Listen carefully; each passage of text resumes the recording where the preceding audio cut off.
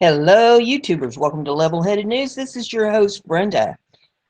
This is the second of 3 current event episodes that I'll have for you this morning, and it looks like I'll probably also have a special as well. I have 6 articles in this episode for you. The URLs, of course, are in the description of the video for your convenience. Here's off a BizPack review, and it says, "That's theft." Anti-cop painting, GOP colleague removed. Into police. War on cops isn't just happening on the streets, it's also happening on Capitol Hill. Democratic lawmakers plan to reinstall a controversial painting depicting police officers as ruthless pigs who are victimizing black youth. Last week, by Republican Congressman Duncan Hunter, an Iraq war veteran who's currently active in the Marine Corps Reserve. "I was angry," Hunter said. "Corps, if you want it done, just call us." The Congressional Black Caucus and Missouri Congressman Lacy Clay, who sponsored the painting, have since issued a statement saying they plan to rehang it in the Capitol complex. Clay even said he plans to file a criminal complaint calling Hunter's removal of the painting theft. "How dare he?" told reporters. "He's way out of his bounds. He broke the law. It's called theft." Mocked by some on Twitter who asked, who's he going to file his complaint with, the police? Several other Twitter comments here. It says others on Twitter warned that the painting's anti-cop message could lead to more police deaths in the wake of the recent wave of ambush murders. And there's several of those tweets in here. And it says others slammed the ignorant masses for blaming cops for black homicides while blithely ignoring black-on-black crime statistics. One Twitter user wondered when the biased mainstream media will blame Donald Trump for the shocking spike in Chicago's murder rates. On Monday, Donald Trump celebrated Law Enforcement Appreciation Day by tweeting his support for the men and women in blue who stand between civil society and anarchy. The tweet here says, "Thank you to all the men and women who protect and serve our communities 24/7, 365. So there you have that article. The next article is off BizPack Review, and it says, "You can't arrest me, I'm white. Cops eject moronic protester dressed like KKK from Sessions hearing." Sessions' first confirmation hearing for U.S. Attorney General was repeatedly interrupted early on by protesters. 2 men mockingly wearing white Ku Klux Klan robes and hats stood on chairs in the Senate hearing room Tuesday morning and claimed they were the Alabama Republicans' #1 fans. And there's video of that in this if you care to pull it up and take a look at it. A tweet from ABC 7 News says, "Man dressed as Klansman at Senator Sessions' hearing on Capitol Hill heard saying, 'You can't arrest me, I'm white. White people don't get arrested.'" And there's another video in this if you want to watch these. As a matter of fact, there's several videos in it. It says, "Jeff Beauregard, you speak for the people." One of the men yelled at the general nominee, addressing him by his first and middle name. Chris Matthews makes jarring comparison, or well, that's an ad. Okay, we don't want to listen to that. Says a few men chanted "No Trump, no KKK, no fascist USA," and yelled about racism before being escorted away by police. "You can't arrest me, I'm white," said one man as he was led away. "White people don't get arrested, I'm a white man." Moments later, a woman wearing a pink coat was removed from the room and began shouting as she was led away. "Why am I being taken out of here?" she yelled. Meta Benjamin, founder of anti-war group Code Pink, took credit for the protesting men on Twitter. And she says, at Michael R. Warren, that was at Tytheberry, and Lenny Barachi with Code Pink. The article continues, says more Code Pink protesters were escorted out of the hearing after holding a sign that read, "Support civil rights, stop Sessions," and shouting that Sessions was a white supremacist. Pictures of that and more tweets, and the article continues. It says activists for legalized marijuana were also on location, arriving at the committee room at 4:20 a.m. wearing red shirts printed with "Great American Smoke Sessions," according to the Blaze. Reactions to the protest were mixed on Twitter, as some applauded the efforts while others condemned the actions of those who were being disrespectful. And there's a list of tweets that you can read on that. I can't make this stuff up. Man, oh man, the whole world's gone nuts. This pack review. Goodness gracious. I'm waiting for my hamster to catch up to me here. There we go. It says FBI warned Clinton her emails were vulnerable to foreign government espionage in 2015. FBI counterterrorism officials warned the of 2015 that former Secretary of State Hillary Clinton, doing official business on her home email system, potentially compromised national security, according to a new 300 pages of new evidence released late Sunday. The warnings came even as Clinton, by then heavily favored to win the Democratic presidential nomination, casually dismissed any problems with the private email system in her New York mansion. Behind the scenes, alarms were triggered by the Clinton emails, a fact which is vividly depicted throughout the newly released documents.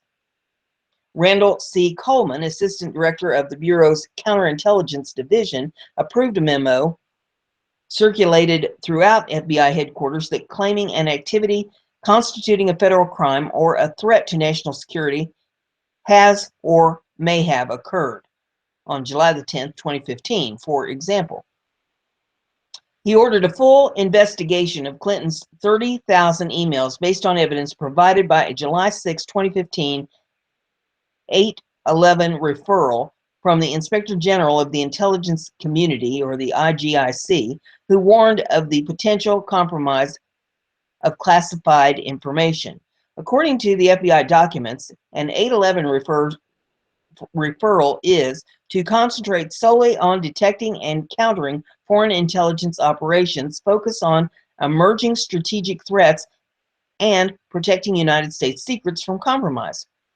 Coleman said the IGIC's referral of Clinton emails allegedly contains information at classified and SCI level. The SCI level is the highest level of information gathered by the U.S. intelligence community. Ultimately, nearly 24 such documents were found on Clinton's private server at the heart of her email system. Her intelligence division considered the information so sensitive that it put all of her emails on its network called the SCION, S-C-I-O-N, which handles only the nation's most guarded intelligence. The FBI titled its entire trove of official internal documents on the Clinton case as the mishandling of classified, sensitive, investigative matter. Coleman informed headquarters staff that based on the referral, the purpose of the division's investigation was to detect, obtain information about, and to protect against federal crimes or threats to the national security. Coleman gave a heads up to his colleagues in the Counterintelligence Division that its investigation was sensitive due to a connection to current public political appointee or candidate, ostensibly referring to Clinton. FBI Director James Comey dismissed the case during a national televised press conference on July 5th of 2016, saying there was no intentional misconduct by Clinton, but adding that she and her top aides were extremely careless. Given the nature of the system and of the actors potentially involved, we assess that we would be unlikely to see such direct evidence, Comey suggested. Comey also alerted attendees the FBI believes that hostile actors gained access to the private commercial email accounts of people with whom Secretary Clinton was in regular contact from her personal account. The next article that we have here is off of PamelaGeller.com, and it says, shocking AFDI undercover video, U.S. Immigration Office fake Syrian passports okay. And there's video here in this one. If you'd like to take a look at that, there's a article that goes along with it, and I'll read that for you. It says, a shocking new video from our organization, the American Freedom Defense Initiative, or the AFDI, shows that if you're a jihad terrorist and want to enter the U.S. to kill infidels, it couldn't be easier. U.S. State Citizenship and Immigration Service, the USCIS, which is a component of the Department of Homeland Security, will welcome you even if you come from a hotbed of jihad terrorism and have a fake passport. The AFDI operative, Laura Loomer, went to a USCIS office and told an official that she had met a family of illegal immigrants from Syria and wanted to make sure they got immigration services, but were afraid to come into the USCIS themselves since they don't have documents because they came here illegally with fake passports. The USCIS official was unconcerned about the fake passports, explaining, in the case of asylees and refugees, we waived sometimes the passport because they were unable to provide that documentation. He was likewise unconcerned about the possibility that the migrant was falsifying his identity. We're going to use the name on the passport as AKA, also known as. Astonishing jihadists in the Paris attacks, the Brussels attacks, and so many bloody jihad attacks came to the West using fake passports. And it says exclusive. Immigration official says Syrian immigrants with fake passports video. An undercover video exclusively obtained by the Daily Caller Tuesday claims to show an immigration official in New York giving advice on how illegal Syrian immigrants can receive asylum with fake passports. Laura Loomer, an activist for Pamela Geller's American Freedom Defense Initiative, visited a United States Citizenship and Immigration Services, or USCIS, office in Port Chester, New York on January the 6th. Loomer told an employee that she knows a family from Syria that's afraid to come into the office because they are in the nation illegally, and she wants to make sure that they are integrated and they have documentation services. The issue with them is that they have fake passports, Loomer said in the video. An employee, AFDI identified to the DC as Sergio, responded, "We have sometimes the passports or whatever because they are unable to provide that documentation." He asked when the Syrian family arrived, presumably to see if they would be eligible for temporary protected status, an amnesty protecting Syrian immigrants of illegal or legal status from deportation. It is eligible to Syrians who have been in the U.S. since October the 1st of 2016, and the date to register ends in a few weeks. The fake passport is one thing. We are going to use the name that is on the passport as AKA, also known as. The man identified as Sergio responded. He added, chances are, considering the situation in Syria, they are not going to be sent back. He said the family could get a work permit and that Loomer should file accurately the paperwork and to make sure that she uses their correct names or the names they used with these passports, which are not their own names. The USCIS employee went on to say, was there ever a situation where people came with fraudulent documents and qualified for asylum? Yes, because it's understood that they cannot always obtain genuine documents, so it's far from being unique. The Daily Caller asked the USCIS if giving asylum to immigrants with fake documents is far from unique, like the USCIS employee said in the video. A spokesman responded by saying that they do not publicly discuss individual immigration cases, and giving a link to an information on their refugee and asylum programs.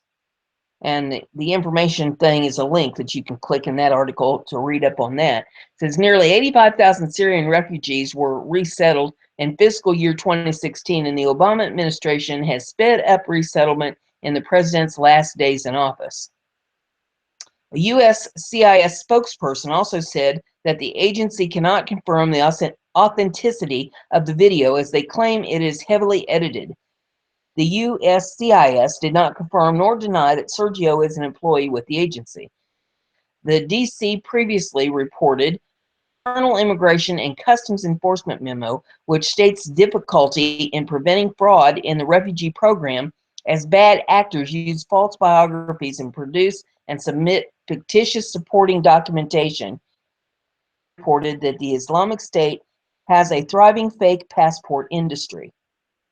And the video is there in that article if you care to take a look at that. We have here is off of PamelaGeller.com, and it says, litigation jihad defeated. Clockboy's hoax lawsuit is dismissed. Team, American Freedom Law Center, which has triumphed on our behalf more times than I can count, has prevailed today against frivolous hoax lawsuit by the infamous Clockboy. You remember Ahmed Mohammed, aka Clockmed? He took apart an LCD digital clock and stuck it in a box. What he put together resembled a homemade bomb. Ahmed brought a strange ticking device to his school that set off alarms and fear. When teachers and school administration officials became concerned for the safety of the students, they walked into Clockmed's trap. The student was detained for having what resembled a bomb. Officers said the clock and wires inside his vault's pencil case looked like a hoax bomb to them. When questioned about the device, Ahmed wouldn't answer. Ahmed and his notorious father claimed to be victims of Islamophobia. Lauded by President Obama, the Pope, 97 world leaders, the UN, hailed by New York City Mayor Bill de Blasio, who declared Ahmed Day. He became a media icon and a hero. Ahmed and his father sued anyone who questioned their story and or their motives. Today, truth, justice, and the American law prevailed. The judge asked Clockboy's father and lawyer to provide any facts that would suggest that the defendants had anything or said anything false or defamatory about Muhammad or his son during the television broadcasts. Sharia law, which these Muslim Muslim supremacists adhere to, the truth is defamatory if a Muslim takes offense. It says tails, but we'll say takes offense. That was the premise of his Islamic lawsuit. Clockboy and his notorious jihad-aligned father seek to impose their brutal ideology on freedom-loving Americans. The court was having none of it. Thank you, Texas. An insert here. It says, following a nearly 3-hour hearing held yesterday in Dallas, Texas, newly appointed district court judge Marciela Moore dismissed a defamation lawsuit filed by Muhammad on his own behalf and on behalf of his 15-year-old son, Ahmed Mohammed. Ahmed is better known as Clockboy for bringing a hoax clock bomb to his Irvine, Texas middle school in September of 2015 and causing a bomb scare that led to his arrest and suspension from school. The American Freedom Law Center, the AFLC, filed the motion to dismiss along with local counsel Pete Rowe on behalf of the Center for Security Policy, or the CSP, and Jim Hansen, two of the defendants in the defamation case. As defendants, the local Fox affiliate, Glenn Beck, and Beck's production company. Muhammad has sued Hansen and CSP for statements Hansen made about the connection between Clockboy hoax bomb affair, the attendant media frenzy created in large part by his father Muhammad, Civilization Jihad, and the Council on American Islamic Relations, or CAIR, the Muslim Brotherhood, Hamas front group, and the United States that promotes Civilization Jihad. During the hearing, AFLC co-founder and senior counsel David Urislami explained to Judge Moore that the purpose of the lawfare-driven lawsuit was to intimidate into silence those who might comment publicly on the connection between jihad, terrorism, Sharia, and Islam. And such, Urislami argued, this case is a classic strategic lawsuit against public participation, or SLAPP, S-L-A-P-P, case, and should be dismissed. During the lengthy hearing, Judge Moore pressed Mohammed's lawyer, Fort Worth attorney Susan Hutchinson, to provide any facts that would suggest that Hansen and the other defendants had said anything false or defamatory about Mohammed or his son during the television broadcast. After spending painfully embarrassing 15 minutes flipping through reams of paper, Mohammed's lawyer was unable to provide any such evidence. At the conclusion of the hearing, Judge Moore took the matter under advisement but informed the parties that she would rule by the end of the day. Today, the court published Judge Moore's ruling dismissing the lawsuit against Hansen and the CSP with prejudice. Upon leaving the courtroom, Urislami explained, the lawsuit filed by Clockboy's father is yet another example of Islamist lawfare, which is a component of the Muslim Brotherhood civilization jihad. Urislami further explained that the purpose of such lawsuits, formerly labeled strategic lawsuits against public participation, or SLAPP, is to intimidate into silence those who might comment publicly on the connection between jihad, terrorism, Sharia, and Islam. Urislami added, the Islamists employ the progressive mainstream media to label any public criticism of Sharia-centric, jihad-driven Islam in Islamophobic, and they add fear and financial ruin to the equation by utilizing the legal system actions. Now that the lawsuit has been dismissed, AFLC will petition the court for its legal fees and will seek sanctions against both the plaintiff and his attorney. Robert Muse, AFLC's other co-founder and senior counsel, made clear AFLC was formed in large measure to take Islamists like CAIR who use and abuse the legal system with their cynical form of lawfare to undermine our constitutional liberties, notably free speech. These lawsuits across the country in federal and state courts and have defeated CAIR and its minions at every turn. When appropriate, we have won sanctions. This lawsuit will be no different. And the final one I have in this episode is off of Nevo News, and it says, a female doctor working in Germany warns the world. The hospital in Germany where I work, we had a meeting about how the influx of Muslim immigrants from the Middle East is simply unsustainable.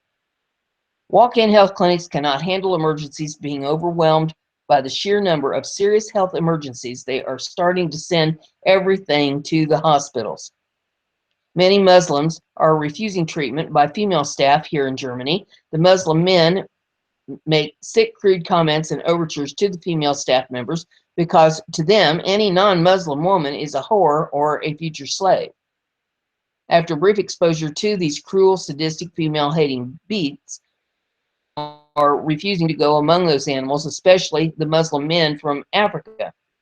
Relations between the female hospital staff and the Muslim immigrants are worse. Since the assault and unreported rapes of German women last weekend, migrants going to the hospital must be accompanied by police with canine units. Very high numbers of migrants have AIDS, syphilis, open TB, and many exotic diseases that we in Europe do not know how to treat them. If they receive a prescription in the pharmacy, when they learn they have to pay cash, they become violent. They were told in the Middle East that everything in Germany would be free. Everything would be handed to them on a silver platter. Finding out they must pay for certain things leads to loud, violent outbursts, especially when it's about drugs for the children. Many of these Muslim immigrants kidnap children so that their social benefits would go higher once they landed in Germany. Finding that they would have to pay for the children's drugs, they gave up the ruse and abandoned the children with pharmacy staff with the words, "So, cure them here yourselves." Now the police are not just guarding the clinics, hospitals, but also large pharmacies. Truly, we said openly, where are all those who had welcomed in front of TV cameras with signs at train stations? Yes, for now, the border has been closed, but 1 million of them are already here, and we will definitely not be able to get rid of them. Until now, the number of unemployed in Germany was 2.2 million. Now it will be at least 3.5 million or higher. Most of these people are completely unemployable. Bare minimum of them have any education. What is more, the women usually do not work at all. I estimate that 1 in 10 is pregnant with many children in tow. Of them have brought along infants and little kids under 6, many emancipated and neglected. If this continues in Germany and German reopens its borders, I'm going home to Czech Republic. Nobody can keep me here in this situation, not even double the salary than at home, not Africa or the Middle East. Even the professor who heads our department told us how sad it makes him to see the cleaning woman who, for 800 euros a month, cleans every day for years. She has to pick up the refuse and discard everywhere they go. She has to serve the young Muslim men in the hallways who stand there with their hand outstretched, demanding everything for free. And when they don't get it, they throw a fit. They know Germany and her citizens are very civilized, and yet, or add to that, the world is watching. So these vicious, lazy Muslim youths know if they scream and shout and threaten violence, the German people will cave in. I tell you, no one who has come in contact with them has any idea what kind of animals they are from Africa and how the Muslim men and women act superior to our staff who are Christian. They look down upon us, verbally deride our Christian values, and then demand that every wish be granted immediately. If Germans with our generous nature cannot handle this, then the rest of Europe will be total chaos. For now, the local hospital staff has come down with the diseases they brought here, but with patients every day, this is just a question of time. And in a hospital near the Rhine, migrants attacked the staff with knives after they had handed over an 8-month-old on the brink of death, which they had dragged across half of Europe for 3 months before seeking medical attention. The child died in 2 days, despite having received top care at one of the best pediatric clinics in Germany. Undergo surgery, and 2 nurses are in the ICU. Nobody has been, and no one will be, punished. The local press is forbidden to write about it. You have the second episode this morning. If you like what we're doing here, give me a thumbs up. Share it on your social media so everybody gets